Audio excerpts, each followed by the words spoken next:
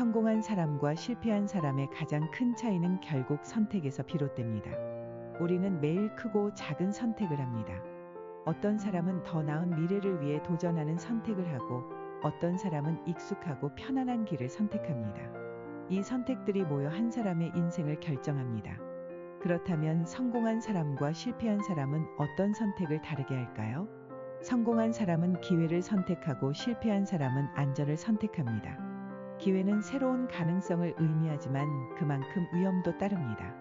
성공한 사람들은 실패를 두려워하지 않고 기회가 왔을 때 잡습니다.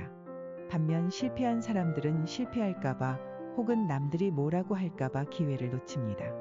예를 들어 어떤 사람이 영어를 배우고 싶다고 해봅시다. 성공하는 사람은 영어를 잘하지 못해도 외국인과 대화할 기회를 찾고 부족한 실력이 부끄러워도 계속 시도합니다.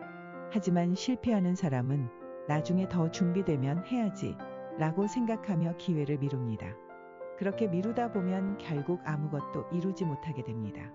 또한 성공한 사람은 책임을 선택하고 실패한 사람은 핑계를 선택합니다.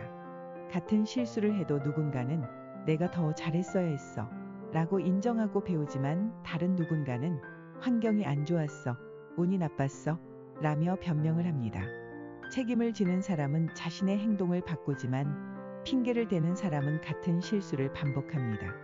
예를 들어 시험에서 낮은 점수를 받은 두 학생이 있다고 합시다. 한 학생은 공부를 더 열심히 했어야 했어 라고 생각하며 다음 시험을 위해 계획을 세웁니다. 하지만 다른 학생은 선생님이 이상한 문제를 냈어 혹은 운이 나빴어 라고 말하며 자기 행동을 바꾸지 않습니다. 결국 같은 상황에서도 누군가는 더 나아지고 누군가는 계속 제자리 걸음을 하게 됩니다. 또 다른 차이는 배움을 선택하느냐, 자만을 선택하느냐입니다. 성공하는 사람은 항상 배우려 합니다. 자신이 아무리 잘해도 더 나아질 방법을 찾습니다. 반면 실패하는 사람은 나는 이미 충분해 라고 생각하며 발전을 멈춥니다. 예를 들어 운동을 시작한 사람이 있다고 가정해 봅시다. 성공하는 사람은 코치의 조언을 듣고 더 좋은 방법을 찾아 연습합니다. 하지만 실패하는 사람은 나는 이미 잘하고 있어 라며 더 배우려 하지 않습니다. 시간이 지나면 배움을 선택한 사람은 더 성장하고 자만을 선택한 사람은 정체됩니다. 성공한 사람과 실패한 사람의 차이는 결국 이런 작은 선택들의 반복에서 나타납니다.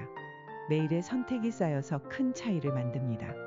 당장은 사소해 보일지 몰라도 우리가 매일 어떤 선택을 하느냐에 따라 우리의 미래가 달라집니다.